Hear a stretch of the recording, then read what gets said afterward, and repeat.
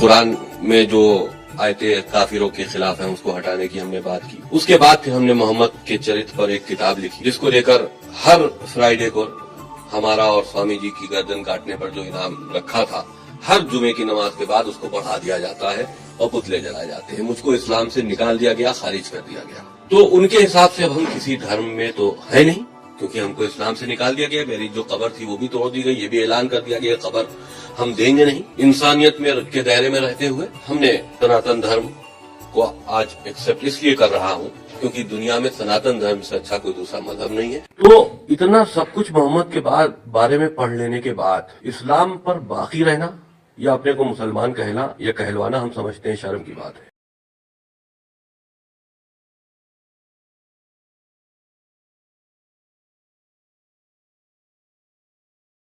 का सवाल है का सनातन धर्म और इस्लाम में क्या यकसानियत है, वो जानना चाहते हैं। हिंदू मजहब की सबसे अहम किताब है वेदा। दयानंद सरस्वती ने सनातन धर्म को और आम किया। वो सही कहते हैं कि हमें मानना चाहिए वेद। वेद सबसे ऊंची किताब है। स्मृति और श्रुति। श्रुति मतलब जो भगवान की तरफ से, स्मृति मतलब जो इंसानों ने लिखी है। श्रुति में आता है वेद और उपनिषद। तो सनातन धर्म के मुताबिक और इस्लाम के मुताबिक भी आप देखेंगे दोनों में खुदा के बारे में, ईश्वर के बारे में, अल्लाह के बारे में जो लिखा है वो यकसा है। आप जब पढ़ेंगे छंदोग्य उपनिषद चैप्टर नंबर 6 सेक्शन नंबर 2 श्लोक नंबर 1 में लिखा हुआ है संस्कृत में, एकम एविदित्यम, खुदा एक है, भगवान एक है, दूसरा नहीं है। लिखा है स्वतः उपनिषद में चैप्टर नंबर 6 श्लोक नंबर 9 में, नाचस्य कसिज जनिता न चदीपा, कि उस ईश्वर का कोई रब नहीं, उस ईश्वर के कोई वालिदैन नहीं, उससे ऊंचा कोई नहीं, उसका कोई वालिदैन है, कोई वालदा है। लिखा है स्वतः उपनिषद में चैप्टर नंबर 4 वर्स नंबर 19 में, न तस्य प्रतिमा अस्ति, उस ईश्वर की कोई प्रतिमा नहीं। प्रतिमा संस्कृत लफ्ज है जिसके मानी अक्स, picture, painting, photograph, idol, statue, sculpture.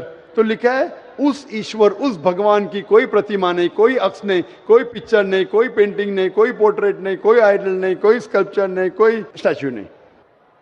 आगे जब आप पढ़ते हैं ये सारी चीजें कुरान में भी लिखी, मैं उसके ऊपर आऊंगा। ये है ईश्वर के बारे में जो लिखा गया है। उसी तरीके से आप आगे जब पढ़ेंगे यजुर्वेद चैप्टर नंबर 40 वर्ष नंबर 8 और 9 में, उसमें लिखा है अंधात्म प्रविशंति या असंबुद्धि उपास्ते। अंधात्म मीन्स अंधकार, प्रविशंति मतलब दाखिल होना, अंधात्म प्रविशंति या असंबुद्धि उपास्ते, वो अंधकार में दाखिल हो रहे हैं जो लोग असंबुद्धि की पूजा करते। असंबुद्धि मतलब नेचुरल थिंग्स लाइक हवा, पानी, आग। जो नेचुरल थिंग की पूजा करते हैं जैसे हवा, पानी, आग, वो अंधकार में दाखिल हो रहे। और वो श्लोक का कंटिन्यू होता रहा है, वो लोग और घोर अंधकार में दाखिल हो रहे जो संभूति की पूजा करते। संभूति मतलब इंसान की बनाई हुई चीजें, टेबल, चेयर, आइडल, मूर्ति, इसकी पूजा करेंगे तो और घोर अंधकार में दाखिल होंगे।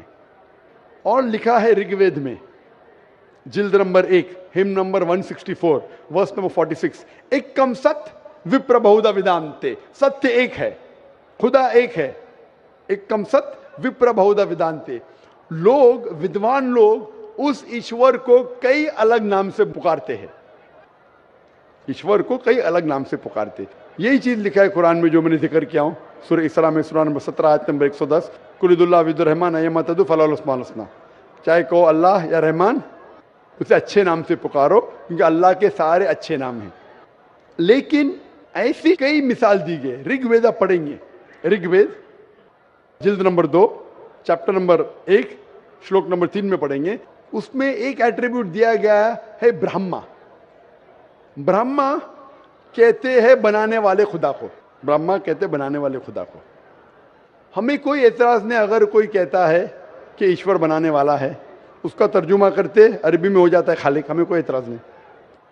लेकिन अगर कोई कहता है कि ईश्वर वो ब्रह्मा है जिसके 4 सिर है, हर सिर पे मुकुट है, तो हम मुसलमान उस पर एतराज करते हैं, क्योंकि आप भगवान को अक्स दे रहे और आप Yajurveda chapter number 32 shloka number 3 के खिलाफ जा रहे। ना तस्य प्रतिमा अस्ति, उस ईश्वर की कोई प्रतिमा नहीं। आपने प्रतिमा दिया तो गलत किया। इसी तरीके से आगे आप पढ़ेंगे, लिखा हुआ है ऋग्वेद में किताब नंबर 6 हिम नंबर 46 श्लोक नंबर 16 में, या एक मुश्ती ही, भगवान एक ही है, सिर्फ उसकी तारीफ करो। और ब्रह्म सूत्र हिंदुइज्म का है, एक कम ब्राह्म द्योत्या नास्ते नैना नास्ति किंचन, भगवान एक ही है, दूसरा नहीं है, नहीं है, नहीं है, जरा भी नहीं है, सिर्फ एक खुदा है, उसके अलावा कोई नहीं है। अगर कोई मुसलमान से पूछेंगे कि सबसे बेहतरीन क्या डेफिनेशन है खुदा की, अल्लाह की, वो जवाब आपको देगा सूरह इखलास सूरा नंबर 112 आयत नंबर 1 से 4, जिसमें लिखा है कुल हुवल्लाहु अहद, कहो कि अल्लाह एक है, अल्लाह समद, अल्लाह जो बेनियाज है, लम यलिद वलम यूलद, ना वो किसी को जना है ना किसी से जना है, वलम यकुल लहू कुफुवन अहद, उसके जैसा कोई नहीं है। ये 4 लाइन का डेफिनेशन है कुरान मजीद में सूरह इखलास सूरा नंबर 112, जिसमें अल्लाह ताला फरमाते कुल हुवल्लाहु अहद, कहो कि अल्लाह एक है, अल्लाह समद, अल्लाह जो बेनियाज है, लम यलिद वलम यूलद, ना वो किसी को जनता है ना किसी से जना है, वलम यकुल लहू कुफुवन अहद, उसके जैसा कोई नहीं। अगर कोई भी चीज को आप कहते हैं खुदा है, भगवान है, ईश्वर है, अगर ये 4 लाइन के डेफिनेशन में उतरता है, हम मुसलमान को कोई एतराज नहीं मानने के लिए कि वो ईश्वर है, कि वो खुदा है। तो ये सनातन धर्म के खुदा एक है, उसका कोई अक्स नहीं, हूबहू मिलता है कुरान मजीद से। लेकिन मैं एक स्टेप आगे जाता हूं, यहां तक के तो सही है, दयानंद सरस्वती ने कहा ईश्वर के बारे में, मैंने मान लिया, मैंने थोड़ी और रिसर्च किया। मैंने कहता हूं मैं दयानंद सरस्वती और विद्वान हूं, और रिसर्च किया हूं। रिसर्च में लिखा है वेद में, पुराना में, कि एक आखिरी अवतार आने वाले हैं। इसका जिक्र दयानंद सरस्वती ने नहीं किया, क्यों नहीं किया मैं जानता नहीं, लेकिन लिखा है भविष्य पुराना, मतलब जो भविष्य के बारे में आपको कह रही है।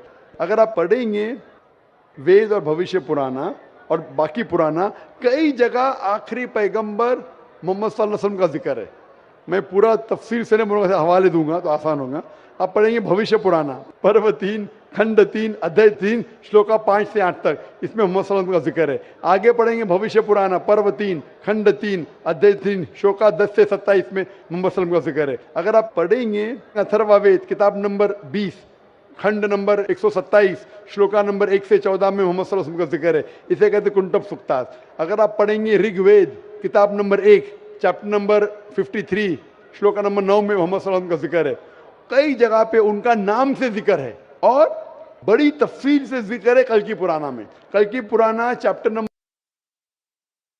5, 7, 9, 15 यहां पढ़ेंगे। इसमें लिखा है कि कल युग में, कल युग मतलब आखिरी युग में आएंगे आखिरी अवतार। अवतार जैसा मैंने कहा का मतलब नहीं कि भगवान नीचे आना, अवतार एक संस्कृत वर्ड है जिसका मानी अवत्र। अवत्र मतलब खुदा ने भेजा, खुद खुदा नहीं आ रहा है, it belongs to God, not God himself. इसीलिए इसका कॉन्सेप्ट है मैसेंजर, पैगंबर। तो कल युग में कल की अवतार आएगा, उसके बाप का नाम है विष्णु यास। विष्णु मतलब ईश्वर खुदा, यास मतलब खुदा का बंदा। अरबी में कहीं हो जाता अब्दुल्ला जो मोहम्मद सल्लल्लाहु अलैहि वसल्लम के वालिद का नाम था। उसकी माँ का नाम होगा सुमति। सुमति मतलब अमन, शांति। अरबी में कहेंगे आमिना जो नाम था मोहम्मद सल्लल्लाहु अलैहि वसल्लम के वालिदा का नाम। वो पैदा होंगे एक अमन के शहर में जो था मक्का। वो पैदा होंगे ऐसे खानदान में जो उस शहर का रखवाला था और मोहम्मद सल्लल्लाहु अलैहि वसल्लम कुरैश खानदान में पैदा हुए। पहली वही उन्हें आएंगे एक गार में, एक केव के अंदर। मोहम्मद सल्लल्लाहु अलैहि वसल्लम सबसे पहली वही आए गार हिरा में रात के वक्त, हम जानते हैं।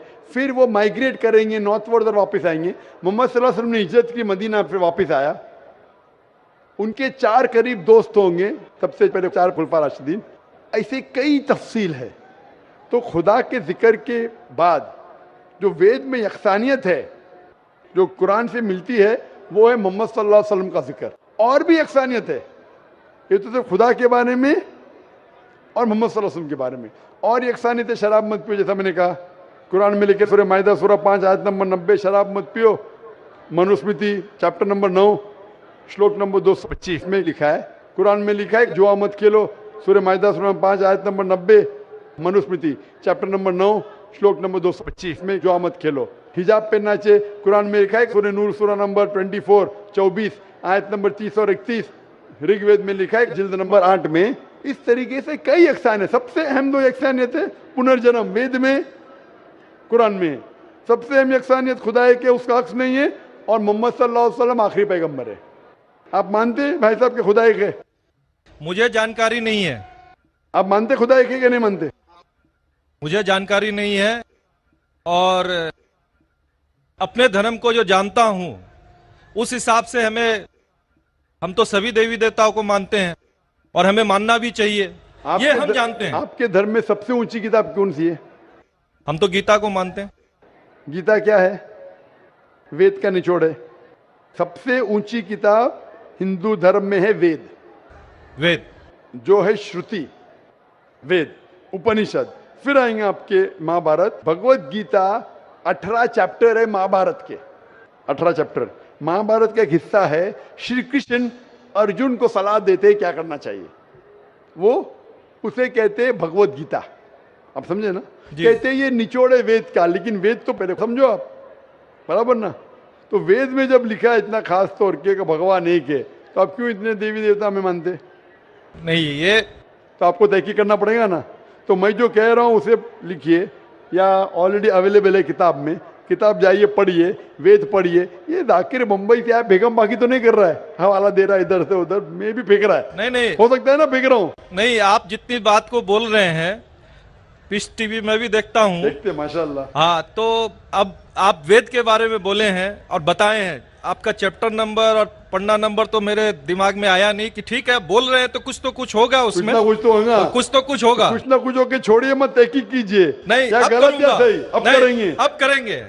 कितने दिन में कंप्लीट करेंगे? एक हफ्ते में कर लूंगा, कोई बड़ी बात थोड़ी है। एक हफ्ते में मैं आपके पार्टनर से पूछूंगा। आपने बोला अब तक कंट्रोवर्सी नहीं हुई। मेरा कंट्रोवर्सी होना जरूरी नहीं है, आप उसको अच्छाई की तरफ लेके आओ, वो आपको अच्छाई की तरफ लेके आएगा। कंट्रोवर्सी नहीं करना। अगर आदमी बोला 2 जमा 2 5, अरे जान दे यार, मेरा पार्टनर मुझे ज्यादा पैसा दे रहा है, 5 रुपया दे रहा है, 2 जमा 2 5, गलत है ये। गलत है तो बोलना चाहिए। कंट्रोवर्सी नहीं होना अच्छी बात नहीं, कंट्रोवर्सी होके सच्ची राह पे लेके आना अच्छी बात है। आप समझ रहे हैं? नहीं आपके पार्टनर से कहो, इतने 18 साल से आपके पार्टनरशिप किए, अभी आप एक हफ्ते में तहकीक करेंगे जाकिर क्या बोलता है, और पार्टनर से डिस्कस करो, बराबर ना? आप ठीक बोल रहे हैं। मेरे पार्टनर का नाम भी मैं बताना चाहूंगा। सैयद मजरुल हसन साहब नाम है उनका। सैयद मजरुल हसन साहब, तो लाखों लोग सुन लिए ना। हाँ, तो सैयद मजरुल हसन साहब को और हमारे से 15 साल बड़े भी हैं, मेरे से 15 साल बड़े भी हैं। हाँ। हमारी डिस्कस होती है, सब चैप्टर पर डिस्कस होती है, परंतु मैंने क्या कहा कि हमारे बीच में किसी तरह का कोई भी कंट्रोवर्सी नहीं होता है। और आपने वेद के बारे में बताया, जरूर मैं वेद को भी पढ़ूंगा। कंट्रोवर्सी नहीं है, कंट्रोवर्सी नहीं, यकसानियत है। आज कुछ आपसे लेके जा रहा हूं, मैं देखे नहीं जा रहा हूं, मैं आपसे लेके जा रहा हूं। मेरे मन में जिज्ञासा थी, मैं आपसे क्वेश्चन किया, आपने मेरे क्वेश्चन का जवाब दिया, इसके लिए मैं धन्य हूं। और मैं अपने जो आप वेद के बारे में बोले, मैं जरूर उसको पढ़ूंगा और 7 दिन में ही पढ़ूंगा इंशाअल्लाह। आप पढ़िए, तहकीक कीजिए, लेके जा रहे। अगर आप कबूल करेंगे तो मुझे देके भी जाएंगे सवाब इंशाअल्लाह।